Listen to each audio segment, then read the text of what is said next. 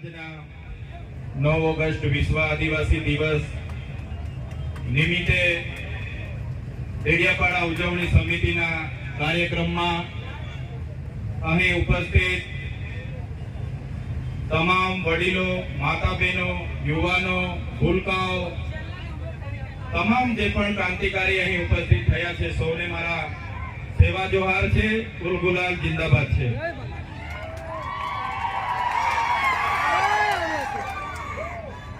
જે સમિતિએ 9 ઓગસ્ટ વિશ્વ આદિવાસી દિવસની ડેડિયાપાડા ખાતે આયોજન કર્યું, અમને આમંત્રણ આપી, ઘણા લોકો અહીંયા બોલે એવા છે, છતાંય સાથી આગેવાનોએ પણ મને બોલવાનો જે તક આપ્યો છે અને મને જે સન્માન આપ્યું છે એ બદલ સૌપ્રથમ બધા માટે એમના ચરણોમાં હું નમન કરું છું. સૌને હું પ્રણામ કરું છું. આપણે દર વખતે 9 ઓગસ્ટ ઉજવીએ છીએ, હજારોની સંખ્યામાં ભેગા થઈએ છીએ, નાચીએ છીએ, કૂદીએ છીએ, બૂમ બરાડા કરીએ છીએ, પણ આટલી મોટી વસ્તી હોવા છતાં, આટલી એકતા હોવા છતાં જે અત્યાચારો આપણા પર થયા છે એને પણ આપણે નહીં ભૂલવા જોઈએ. જે આદિવાસીઓને બંધારણમાં અધિકારો મળ્યા છે એ અધિકારો પર જ્યારે તરાપ મરાતી હોય તો એ પણ આપણે આજના દિવસે યાદ કરવું જોઈએ. આજના આ કાર્યક્રમમાં નાચી કૂદીને ઘરે જવાનું નથી, પણ આ કાર્યક્રમના સિદ્ધાંત, અહીંના સંદેશો, ઉપદેશો પણ તમારે ઘરે લઈને જવાના છે. મિત્રો, 2 દિવસ પહેલાની ઘટના છે. કેવડિયા ખાતે 2 યુવાનોને, જયેશભાઈ સાનાભાઈ તડવી, સંજયભાઈ ગજેન્દ્રભાઈ તડવી, ઢોરમાર મારવામાં આવે છે. આખી રાત કપડા ઉતારીને બાંધીને ઢોરમાર મારવામાં આવ્યો અને બીજા દિવસે FIR માં પણ એમના મજૂરોને રજૂ કરવામાં આવ્યા. અને દુઃખ અમને ત્યારે થયું કે પોલીસ અધિકારીઓ એ યુવાનો મરણ થયા છતાંય એવું સ્ટેટમેન્ટ આપ્યું કે આ યુવાનો અહીંયા ચોરી કરવા માટે આવ્યા હતા. શું આદિવાસીઓ ચોર છે? કેવડિયામાં અમારી જમીનો છીનવાયેલી છે, અમારા લોકો વિસ્થાપિત થયા છે અને દુર્ભાગ્ય અમારું એ છે કે ત્યાં અમને ચોર સાબિત કરવામાં આવે છે. અમે ક્યારેય સાખી નથી લેવાના. જે લોકોએ અમને ચોર કીધા છે, આવનાર દિવસમાં એનો જવાબ પણ એ લોકોએ આપવો પડશે, એનો ખુલાસો પણ એ લોકોએ કરવો પડશે. 13 તારીખે 5 દિવસનું બેસણું કેવડિયા ખાતે એ લોકોનું રાખ્યું છે એમના પરિવારોએ. ત્યારે એ લોકોની આપવીતી જોઈને, એ યુવાનોને જે રીતે મારવામાં આવ્યા એ જોઈને ખરેખર એટલી બેરહેમીથી આદિવાસી યુવાનો પર અત્યાચારો થયા છે. ત્યારે આ 13 તારીખે આજના મંચ પરથી તમને આહવાન કરું છું, કેવડિયાવાળા એકલા નથી, એમની સાથે ડેડિયાપાડાના લોકો પણ છે. 13 તારીખે આખું કેવડિયા અમે ભરી દઈશું. તૈયાર છો બધા? પોલીસના મિત્રોને પણ કેમ છું, ઘણા પોલીસ અધિકારીઓ આપણા સમાજના છે, એમને પણ હું આજના મંચ પરથી કેમ છું. તે દિવસે કેવડિયા જતા વચ્ચે નાકા આવશે ને તો તમે જાણો ને તમારું કામ જાણે. આદિવાસી સમાજ અંગ્રેજો સામે પણ ઝૂક્યો નથી. આજે આદિવાસી અમે એટલા માટે ગર્વ અનુભવીએ છીએ, અમે અહીંયા આદિ અનાદિકાળથી વસીએ છીએ. અહીંયા અમે મૂળ નિવાસી છે, મૂળ માલિકો છે. આજે અમને વનવાસી કહેવામાં આવે છે, વનબંધુ કહેવામાં આવે છે. અમે આદિવાસીઓ છે, હજારો વર્ષોથી વસનારા આદિવાસીઓ છે. અમે જે વખતે આ વિસ્તારોમાં, આ દેશ પર જે વખતે મુગલોનું આક્રમણ થયું, હુણોનું આક્રમણ થયું, ફ્રેન્ચોનું આક્રમણ થયું, પોર્ટુગીઝો આવ્યા, અંગ્રેજો આવ્યા, ત્યારે પણ આદિવાસીઓએ ગુલામી નથી સ્વીકારી. સ્વાયત્ત રાજ્ય અમારા રાજપીપળાનો ઇતિહાસ જોઈ લો. નાંદોદ અમારા નંદભીલની નગરી હતી. સાગબારા અમારા કુંવર વસાવાનું રજવાડું હતું. ભેલા ગામમાં અમારા રાજા પાંઠાવીનો દેવનું રજવાડું હતું. પેન પ્રકારે હેરાન પરેશાન કરીને ખદેડીને આજે અમને આદિવાસીઓને વિભાજિત કરવામાં આવ્યા છે. તમે રામાયણ વાંચી લેજો. રામાયણના પહેલા પાને આદિવાસી વાલ્મીકીનો ઉલ્લેખ હશે, ખબરીનો ઉલ્લેખ હશે, હનુમાનનો ઉલ્લેખ હશે, નિષાદનો ઉલ્લેખ હશે. આ અમારા આદિવાસી અમારા પૂર્વજો છે. તમે મહાભારત ઉઠાવીને વાંચી લેજો. જે એકલવ્ય છે અમારા આદિવાસીના પૂર્વજ છે.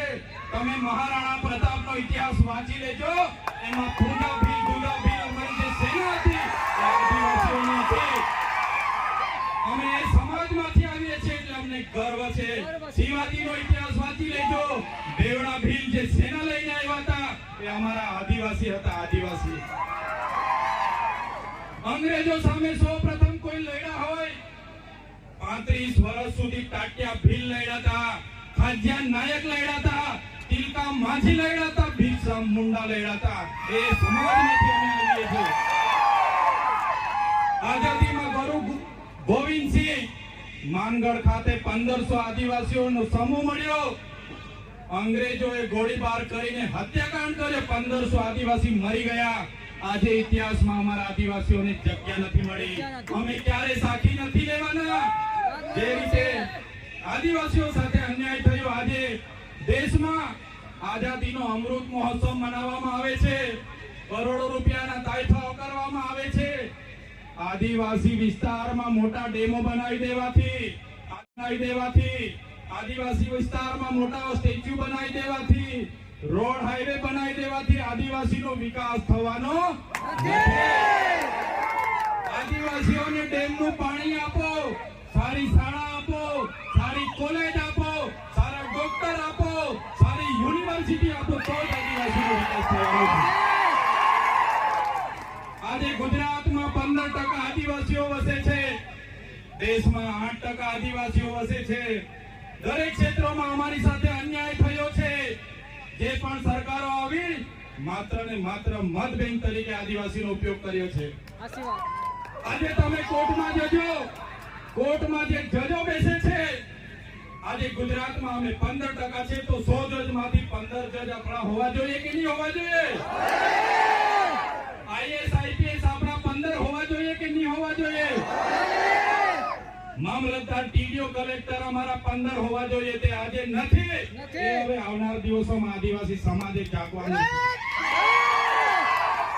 આટલી મોટી સિટીઓમાં રિયલ એસ્ટેટ બને છે. રિયલ એસ્ટેટના બિલ્ડરો કોણ છે? કેટલા આદિવાસીઓ રિયલ એસ્ટેટના બિલ્ડરો છે?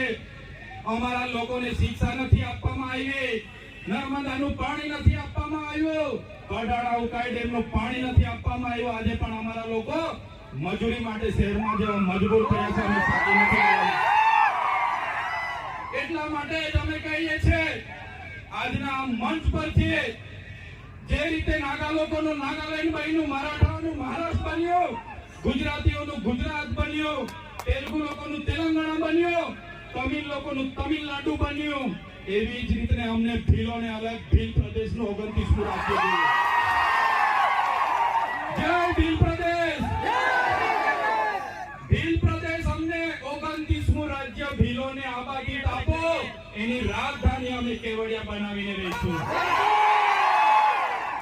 અમારી પાસે પાણી છે, વીજળી છે, કાકરાપાર, નર્મદા.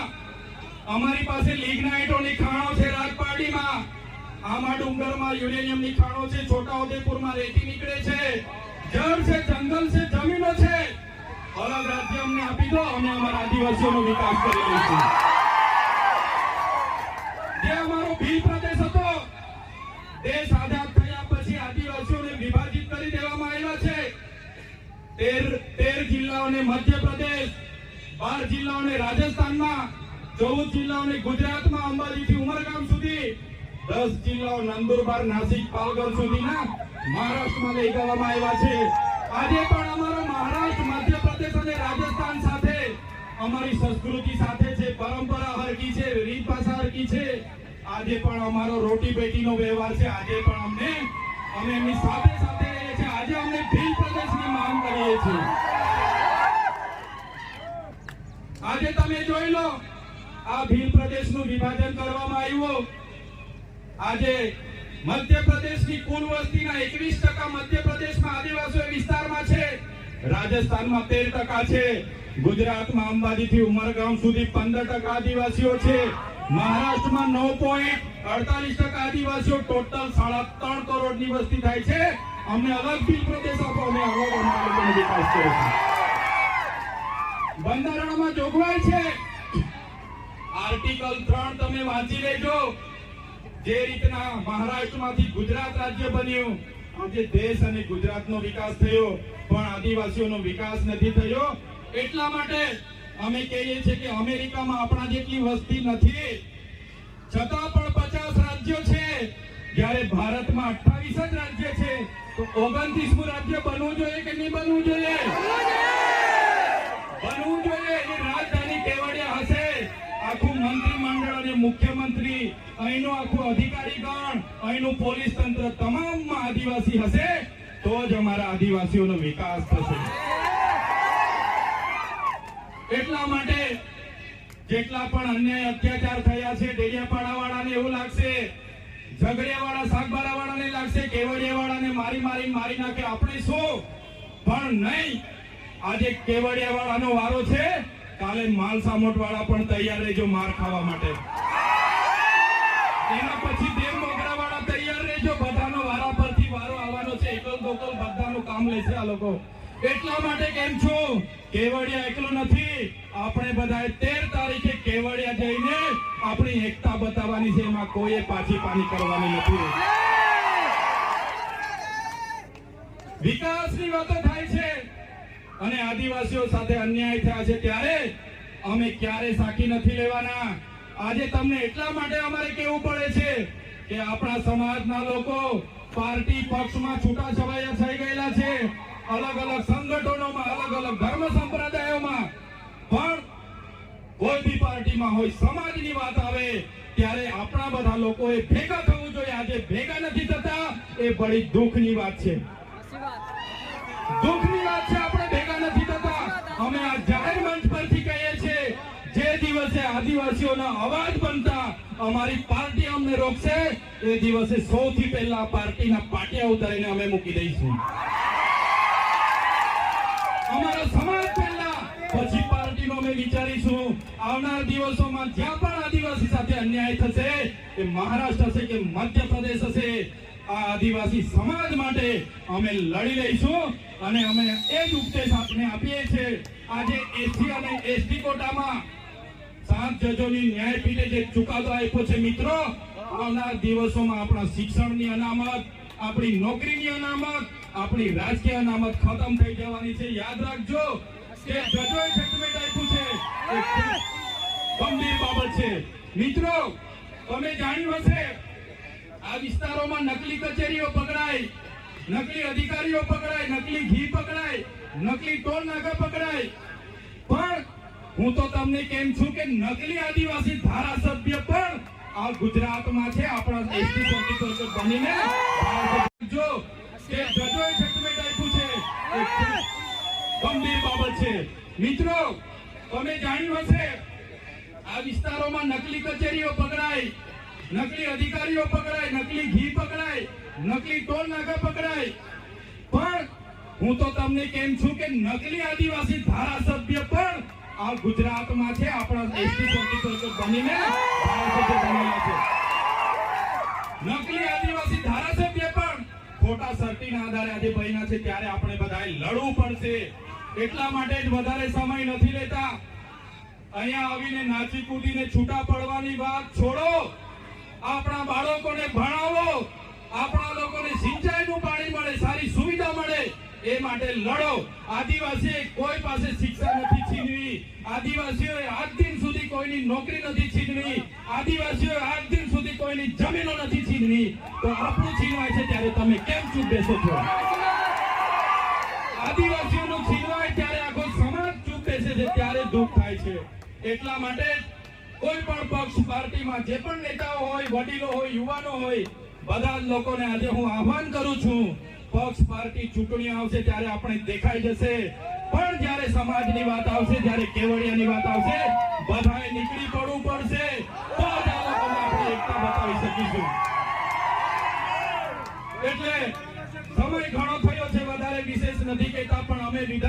વિધાનસભામાં તમે બધાએ મોકલ્યા છે, વિધાનસભામાં જઈને અમે બધું જોયું જાણ્યું, અને આપણા સમાજ સાથે જ્યારે પણ કંઈ થાય છે, મા બહેનો રાતે ફોન કરે, સવારે ફોન કરે અને કહે છે કે અમારી સાથે આપવીતી થઈ છે, ત્યારે મને દુઃખ થાય છે કે આટલી બધી યુવા શક્તિ છે, આદિવાસી યુવાનો રાતે 11 વાગ્યાથી નાચશે, 5 વાગ્યા સુધી આદિવાસી યુવાન થાકશે નહીં.